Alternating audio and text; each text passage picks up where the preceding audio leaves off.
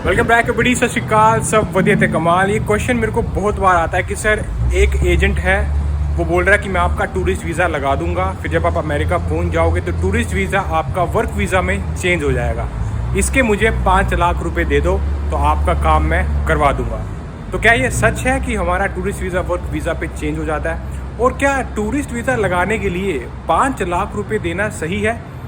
बहुत अच्छा क्वेश्चन किया आपने। आज मैं A to Z बताने वाला हूँ कि ये होता क्या है टूरिस्ट वीज़ा, और अगर आप यहाँ पर आते हो तो क्या वाकई में आप उसको वर्क वीज़ा में चेंज कर सकते हो, या फिर बस ऐसे एजेंट फेंक रहा है और आपके पैसे लूट रहा है। एक भाई बोलता है कि सर आपकी इतनी खुशी का क्या राज है, आप हमेशा जब भी आप वीडियो बनाते हो तो काफ़ी खुश रहते हो, इसके बारे में बताओ। तो भाई मैं ना किसी दूसरे की ज़िंदगी में घुस के ये नहीं देखता कि उसकी बीवी भाग गई या नहीं इसलिए मैं अपनी ही ज़िंदगी में मस्त रहता हूँ, खुश रहता हूँ, और ऐसा ही आपको भी रहना चाहिए। अपना काम करो, दूसरे की ज़िंदगी में टांग मत उड़ाओ। एक भाई लिख रहा है कि सर आपसे मिलना है जब मैं अमेरिका आ जाऊँगा। यार अभी इतना भी मैं कोई सेलिब्रिटी तो हूँ नहीं जो आप मेरे को मिलोगे, यूट्यूब से भी मिलना ही है। तो अब बात करते हैं कि B1 B2 वीज़ा होता क्या है। काफ़ी लोगों को यही नहीं मालूम कि टूरिस्ट वीज़ा को ही B1/B2 वीज़ा बोलते हैं।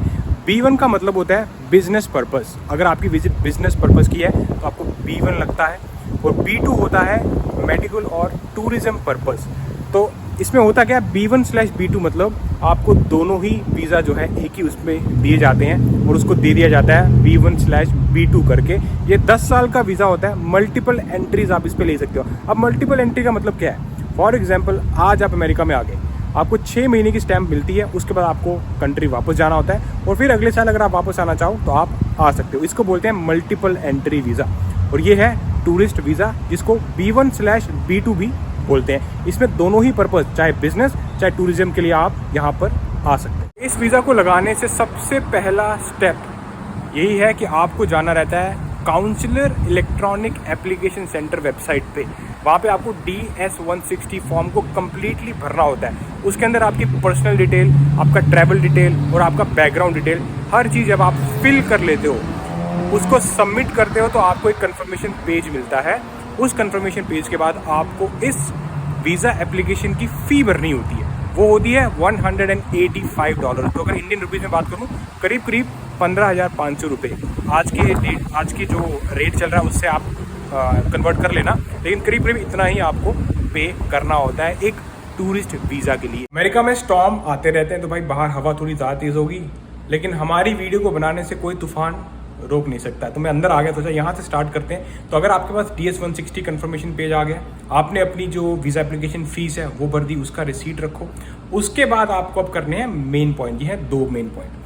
वीज़ा एप्लीकेशन सेंटर अपॉइंटमेंट, जहाँ पे आपके बायोमेट्रिक लिए जाएंगे, आपकी फ़ोटो ली जाएगी, फिंगरप्रिंट्स लिए जाएंगे, इसकी अपॉइंटमेंट। और दूसरा आपका काउंसलर इंटरव्यू अपॉइंटमेंट, जहाँ पर आपका जाकर इंटरव्यू होगा प्रॉपर वीज़ा ऑफिसर के सामने। और ये दोनों अपॉइंटमेंट कुछ इस तरह से डिज़ाइन की गई हैं कि पहले आपका बायोमेट्रिक होगा, उसके बाद आपका इंटरव्यू होगा। हो सकता है कि आपको इंटरव्यू किसी और स्टेट में मिले, लेकिन ऐसा बिल्कुल नहीं हो सकता कि ये दोनों अपॉइंटमेंट एक ही दिन में हो, क्योंकि एक ही दिन में करना बहुत ही इम्पॉसिबल है। और ये डिज़ाइन भी कुछ इस तरह से किया गया कि पहले आपको जो है बायोमेट्रिक की अपॉइंटमेंट मिलेगी, उसके बाद आपको इंटरव्यू की अपॉइंटमेंट मिलेगी। तो काफ़ी लोगों का क्वेश्चन था, तो ये मैं आपको क्लियर कर देता हूँ।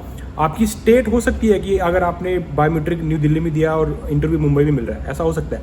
लेकिन ऐसा नहीं हो सकता कि आप बायोमेट्रिक दिल्ली में दे रहे हो और उसी के बाद सेम ही डे में जो है आपका इंटरव्यू भी आ रहा है, क्योंकि वो क्लैश हो जाता है और वो ऐसा पॉसिबल होता नहीं। बात कर लेते हैं कि डॉक्यूमेंट्स कौन कौन से लेकर जाने। तो भाई डॉक्यूमेंट सारे लेके जाने, कुछ नहीं छोड़ के जाना आपको घर, क्योंकि हो सकता है इंटरव्यू पे आपसे ऐसा कोई डॉक्यूमेंट मांग ले और आपके उस टाइम ना हो, तो क्या करोगे? तो इसीलिए जितने भी आपके ओरिजिनल डॉक्यूमेंट्स हैं भाई सारी सबके सब लेके जाओ। बर्थ सर्टिफिकेट से लेके पासपोर्ट तक जितना बीच में आ रहा है सब कुछ, क्योंकि टूरिस्ट वीज़ा में पहली बात तो यह है कि वो मांगते नहीं है, पर इन केस अगर मांग लिया तब क्या करोगे? और इंपॉर्टेंट डॉक्यूमेंट जो आपको चाहिए ही चाहिए, सबसे पहला आपका पासपोर्ट, फिर आपका DS-160 कन्फर्मेशन आपके पास होना चाहिए, आपकी जो पेमेंट रिसीट है वो होनी चाहिए, फिर आपका अपॉइंटमेंट कन्फर्मेशन जो होता है वो पेज होना चाहिए। साथ ही साथ जितने भी आपके सपोर्टिंग डॉक्यूमेंट थे, जैसे आपका ITR, आपकी वैल्यूएशन, आपने फंड्स भी दिखाने हैं ना भाई कि मैं जा रहा हूँ तो मेरे पास कुछ पैसा है तभी मैं अफोर्ड कर पाऊँगा अमेरिका में, क्योंकि ये फंड्स जो हैं ये बहुत ही इंपॉर्टेंट रोल प्ले करते हैं आपके इंटरव्यू पे। वो ये लोग देखते हैं कि ये बंदा है कौन, ये आप क्या काम करते हो, कोई बिजनेस करते हो, कोई अच्छी जॉब करते हो, कितनी सैलरी है, ताकि आप कल को यहाँ पर विजिट करने आओ तो अपने आप को अफोर्ड कर सको इतने महंगे एनवायरनमेंट में। अब जरा टोटल खर्चे की बात कर लेते हैं कि भाई पूरा खर्चा आया कितना इस वीज़ा को लगाने में। तो सीधा 15,500 16,000 तो सीधा निकाल दो वीज़ा एप्लीकेशन फ़ीस। अब उसके बाद आपको जो है आपने एक अच्छा ड्रेस भी लोगे, आप ड्रेस कोड है, ऐसा नहीं कि निकर में चले गए सैंडल्स में चले गए। एक इंटरव्यू देने जा रहे हो आप तो फॉर्मल में ही जाओ, कोई भी मौका नहीं देना सामने वाले को ये पहचानने का कि आप भिखारी हो, ठीक है ना। मैं ये नहीं बोल रहा बड़े ब्रांडेड कपड़े डाल के जाओ भाई, एकदम नहीं, एकदम फॉर्मल, ताकि आपकी जो पर्सनैलिटी है वो पहली नज़र में बंदा वीज़ा ऑफिसर बोले कि हाँ यार ये वीज़ा देने लायक है, ठीक है। उसके बाद अभी थोड़ा बहुत खर्चा इसमें आएगा आपका।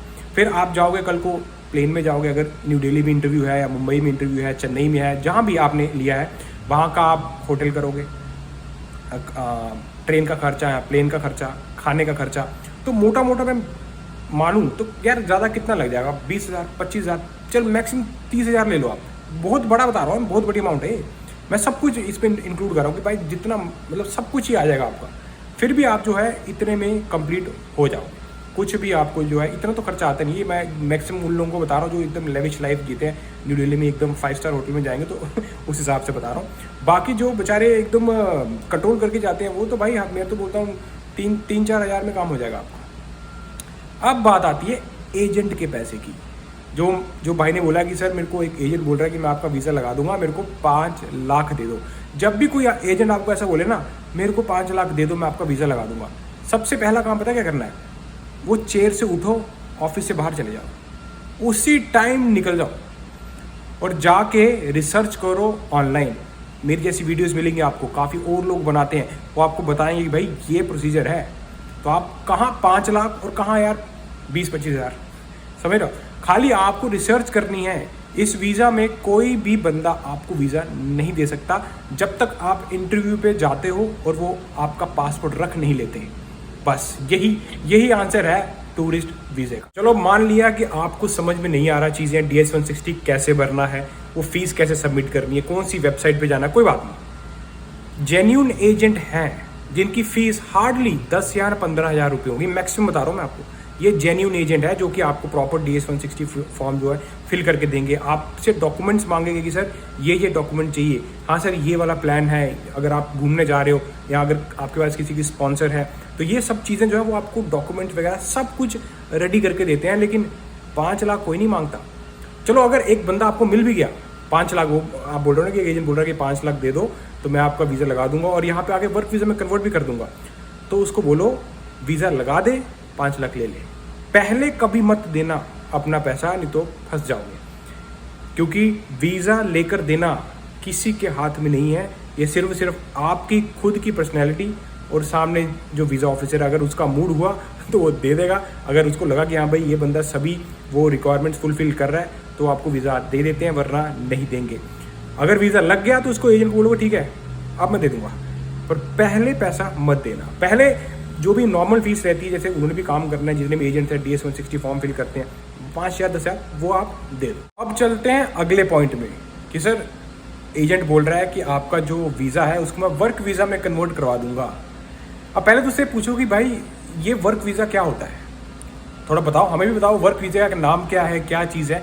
क्योंकि ऐसा कोई वीज़ा ही नहीं है कि आप टूरिस्ट वीज़ा से यहाँ पर आए घूमने के लिए और उसके आपको वर्क वीज़ा मिल गया, ऐसा नहीं होता। क्या तरीके हैं वो एकदम ही एक्सट्रीम तरीके हैं, वो मैं आपको बताता हूँ। यहाँ पे लोग आकर क्या करते हैं और क्या होता है, और जो कि जेन्यून हो तो ही पॉसिबल है।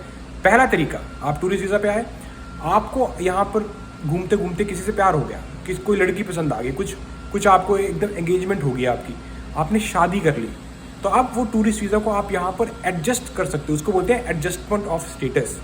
उस टूरिस्ट वीज़ा को आप एडजस्ट करके यहाँ पे ग्रीन कार्ड के लिए अप्लाई कर सकते हो, और ग्रीन कार्ड के साथ साथ आपको वर्क ऑथराइजेशन मिलता है, उसका नाम होता है एम्प्लॉयमेंट ऑथराइजेशन डॉक्यूमेंट। अब इसी को काफ़ी लोग जो है वर्क वीज़ा समझ लेते हैं, लेकिन शादी करनी पड़ेगी तब ये मिलता है। यह है पहला तरीका। अब दूसरा तरीका, टूरिस्ट वीज़ा पे कुछ लोग आते हैं लेकिन उनको अपनी कंट्री में कुछ दिक्कत थी, उन्होंने आकर यहाँ पर असाइलम फाइल कर दी। अब जब आप असाइलम फाइल करते हो तो वो भी एक तरह का एडजस्टमेंट ऑफ स्टेटस है, उसमें भी आपको वर्क ऑथराइजेशन मिल जाता है, अब आप टूरिस्ट नहीं रहे, अब आप एक असाइलम सीकर बन गए। और असाइलम सीकर कंट्री वापस जाओगे तो फिर वापस नहीं आ पाओगे। ये इसका, क्योंकि एजेंट लोग जो है ना बता देंगे हाँ भाई वर्क वीज़ा में कन्वर्ट हो जाएगा, लेकिन ये नहीं बताएंगे कैसे और उसके क्या नुकसान है। तो मैं आपको बता रहा हूँ, अगर आप असाइलम से ग्रीन कार्ड भी ले लेते हो तो भी आप अपनी कंट्री जाने से पहले 10 बार सोचना पड़ेगा आपको, क्योंकि बिना लॉयर से मिले अगर आप अपनी कंट्री वापस जाते हो तो आपका ग्रीन कार्ड भी रिवोक हो सकता है कि आप कभी वापस एंटर कर ही ना पाओ। ये हो गया, 2 तरीके बता दी। अब तीसरा तरीका है, कुछ लोग टूरिस्ट वीज़ा पर आए, उन्होंने बिजनेस वीज़ा में कन्वर्ट कर लिया, जैसे E2 वीज़ा और या फिर EB5 ग्रीन कार्ड प्रोसेस के लिए। ये भी एक लंबा प्रोसेस है। EB5 में तो भाई आपको इन्वेस्टमेंट करनी रहती है मिलियंस में, और वो एक आम इंसान तो करता नहीं है। वो एकदम खतरनाक लेवल जो जिनका पैसा वैसा है जो इन्वेस्ट करेंगे उनके लिए है। तो आपके लिए 2 ही 3 कैटेगरी हैं, या फिर कुछ लोग करते हैं टूरिस्ट वीज़ा से स्टूडेंट वीज़ा में कन्वर्ट कर लेते हैं, फिर स्टूडेंट वीज़ा में पढ़ते हैं, फिर वहाँ से उनको वर्क ऑथराइजेशन मिलता है उसी फील्ड में जिस फील्ड में वो पढ़ रहे हैं। तो ये सारे कुछ तरीके हैं। और टूरिस्ट वीज़ा में जब आप आते हो सिर्फ आपके पास 6 महीने की एंट्री है, और अगर वो 6 महीने से 1 दिन भी ज़्यादा हो गया तो समझ लेना आपका वीज़ा ख़राब हो गया। जब भी आपको कोई बोले कि आपका वीज़ा लगा देता हूँ और उसको वर्क वीज़ा में कन्वर्ट कर दूंगा, तो उससे पूछो कैसे, और फिर जो भी वो आंसर दे उसको रिसर्च करो। हो सकता है ना आपको बेवकूफ़ बना दे कोई और पैसा ले ले। तो अपनी रिसर्च, मेरी भी बात मत सुनो, मेरा भी यकीन मत करो, जाके अपनी रिसर्च करो, उसके बाद एक्शन लो, क्योंकि आपका पैसा बहुत हार्ड अर्न मनी है, ऐसे किसी को मत दो भाई ने लिखा था कि सर हमें अमेरिकन इंग्लिश सीखनी पड़ेगी इसके लिए या फिर इंडियन जो एक्सेंट है वो चलेगा। तो भाई आपको कोई अमेरिकन इंग्लिश या यूके की इंग्लिश ऐसी नहीं सीखनी है, सिर्फ इंग्लिश सीखनी है।